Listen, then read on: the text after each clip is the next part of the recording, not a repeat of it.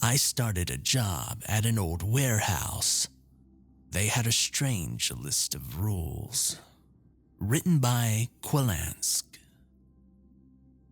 I grabbed the rules and read them again to make sure that I had them down. Whatever was going on here was true.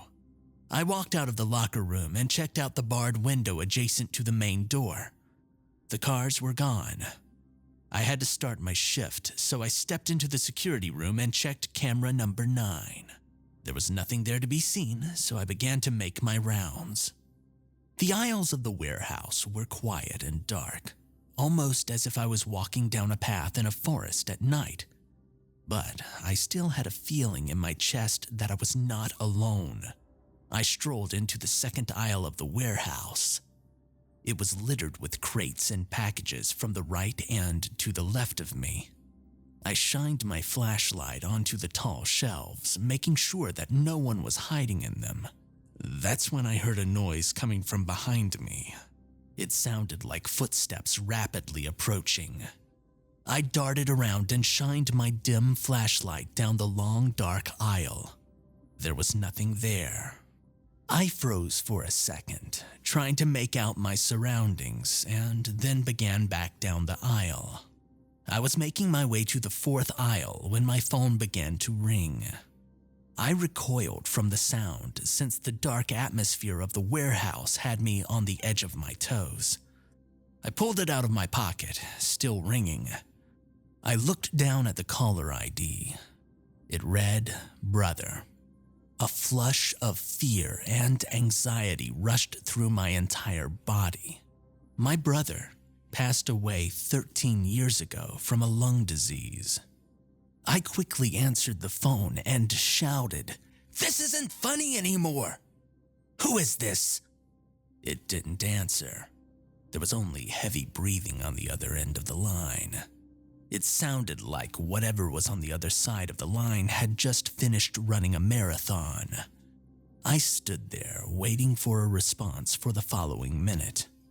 And then the phone disconnected. I just wanted to get the hell out of this horrible place, but I couldn't. The fear of those things that guarded the gates kept me in here. I was trapped. I took a glance at my phone. It read 1:30 a.m.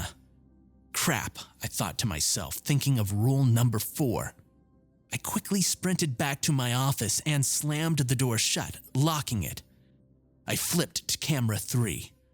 My heart began to race, and I got goosebumps all up and down my arms at the sight. There was a girl. She appeared to be around the age of 4 or 5. She was standing there, holding an old beat-up teddy bear.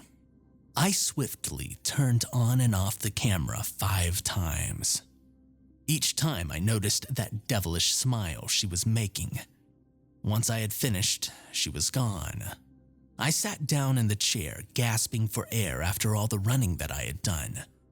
I collected myself a moment later and returned to the main floor to begin my rounds once more. I finished up my rounds of the first part of the building rather quickly, and then made my way down to the basement. As I walked down the stairs leading to the basement, I sensed a change in the atmosphere. It almost felt like I was being watched. The feeling was coming from right above me. Rule number 6. While patrolling the basement, do not look up. Keep your eyes low. If you do look up, run. I remembered reading that, and I kept my eyes low. The hallways of the basement were tattered and dusty. It looked like no one had been down here in decades. The cracks on the floor and walls, the ancient books and crates scattered all around. It was completely pitch dark. The only source of light I had was my flashlight, which only lit up around 3 or 4 feet in front of me. As I wandered there, I felt a constant urge to look up. It was always in the back of my mind all the way through. Look up, look up, look up. No, I told myself. I was making my way back towards the stairs after I had finished up my rounds in the basement. When I rounded the first corner, then I froze. What I saw in front of me was the little girl I had seen on the camera. She was just standing there with a big wide smile and holding the same teddy bear, but I could see it much clearer now. It appeared normal for the most part. That is, besides the fact that there were a set of human eyes and fingernails as claws. I almost wanted to vomit at the sight. "Hey, mister, can you help me find my mommy?" She said. Her voice didn't sound human at all. It sounded demonic and evil. I worked up enough courage to yell at her from the frustration and fear that I had been through tonight. "No, I can't. I'm busy now, little girl." As I said this, she began to transform into an enormous, goat-like creature and said, "You broke the rule." She had an impossibly wide smile, much bigger than before. In a quick motion, she picked me up and threw me against the wall next to us. I noticed multiple pops in my chest and back, and I coughed up blood on impact. Then I grunted in pain. "I broke Rule 9. I wheezed, and then I blacked out. As I began to wake up, I felt a sharp pain in my side and my back. As I struggled to sit up, I remembered what had happened. I broke Rule 9, and that thing attacked me.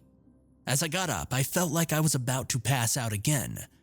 I checked my phone, and it said that it was 2:38 a.m. I had been out for around an hour. I began to make my way up the stairs, holding my chest and back. As I got up and walked through the door, I heard a loud banging coming from across the warehouse. I took my bloodied, crumpled up rule sheet and read Rule 5. At 2:30 a.m., you will hear a loud banging coming from one of the doors that go into the main floor. Quickly run up to it and bang on it 3 times, and it should stop after a few seconds. I tried to run, but I couldn't. The pain in my chest and back was too much for me to handle, so I slowly advanced towards the sound. As I got up to it, it sounded much more intense, like it was getting more frantic by the second. I banged on the door 3 times, but it didn't stop. It began banging harder and harder until there was a huge dent in the gigantic metal door. I slumped over onto the door, not caring anymore, when out of nowhere, it stopped. I began to cry, and I asked myself why I even came here in the first place. Was it because I wanted the money, or simply that I wanted a new start and a new job? I sat there for what seemed like 30 minutes, and I told myself that if I wanted to get the hell out of here, I had to finish up my tasks. I got up and I made my way to the second part of the building. As I got up to the door, a foul odor came from the building. It was the worst smell I have ever smelt in my life. I threw up onto the cold, hard floor below me, leaving a puddle of vomit. It smelled like death, like something had been rotting in here for months. I plugged my nose with my fingers and used my other hand to hold the flashlight. Still in intense pain, I stumbled down the first aisle. After finishing it, I went to the next, then the next, and so on. Once I finished my rounds, I glanced at the clock. 3:26 a.m. I then made my way to the last part of the building. While walking there, I heard a strange scratching noise coming from above me. I stopped and froze in fear. I looked up to see what the noise was, and I wish I didn't. 2 large, bright red eyes were looming above me. I started running, adrenaline rushing through me. I had forgotten all about my injuries. I was about to get to the door when a tall man rounded the corner. He had a red suit on and dark dress pants. I stared up at his face by instinct, and what I saw there gave me goosebumps. His face was blank and pale. The only facial feature that he had was a long pointed tongue coming from where his mouth was supposed to be. I stopped for a second, then began to run once more. I now had two things chasing me. I got up to the door and I slammed it shut, locking it, and loud banging erupted from the other side. I looked around and I spotted an exit. "I've got to get the hell out of here," I said to myself in an exhausted and painful tone. I rushed over to the door, swinging it open, and I continued out. The humid air hit me like a train as I bolted towards my car. Then, the two cars that had followed me into the parking lot turned on their headlights and began approaching me. I got into my car and checked my pockets. My heart sunk through my chest and I realized something. I had left my keys in my locker, in the locker room. I ran up to the door trying to open it, but it was locked. It was still locked from when I had locked it earlier tonight. I turned around and rushed into the woods next to the building. I ran for 10 minutes until I stopped to catch my breath. I gasped for air, and the pain in my chest was so intense that I wanted to vomit. I needed treatment because I was losing a lot of blood from a deep cut I had on my lower back. I limped to the local emergency room, which was a 20-minute walk from where I was. I arrived at the emergency room and stepped in, and I collapsed on the hard tile floor. I could hear running and screaming all around me as my eyes closed and my vision faded to black. I woke up to the sight of a bright light shining from the ceiling. It took a moment for my eyes to adapt to the room.